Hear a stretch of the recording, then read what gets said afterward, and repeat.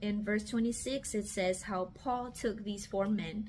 The next day, he purified himself along with them and went into the temple, giving notice when the days of purification will be fulfilled, and the offering presented for each one of them.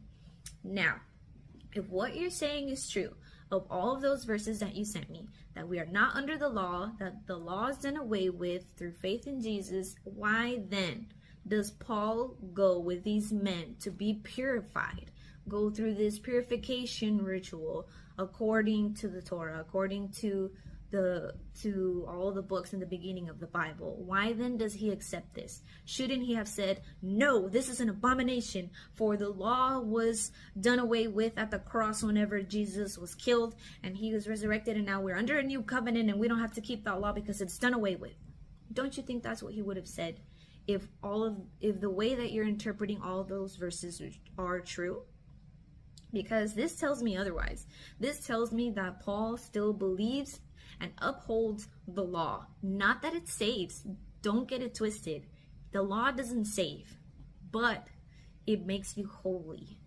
It separates you from the nations, and it is good, as we read back in Romans chapter 7, verse 12. So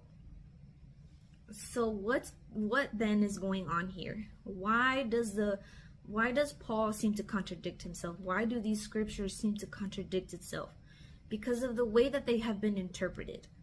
If we read 2 Peter chapter 3, verse 16, it says, he, Paul, writes the same way in all his letters, speaking in them of these matters. His letters contain some things that are hard to understand, which ignorant and unstable people distort, as they do the other scriptures to their own destruction.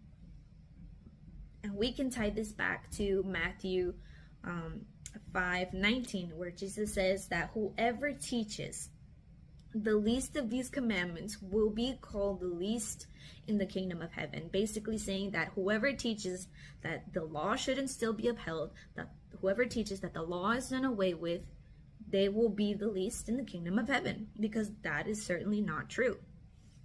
We have to understand that what Paul is really saying is he's trying to correct things here, because at this time, in this point in time, people were not keeping God's commandments as they should be. They were adding more to it. They were keeping the traditions of the rabbis and the leaders that they were adding to God's word. So he was teaching against the misuse and the misunderstanding of the law of the commandments.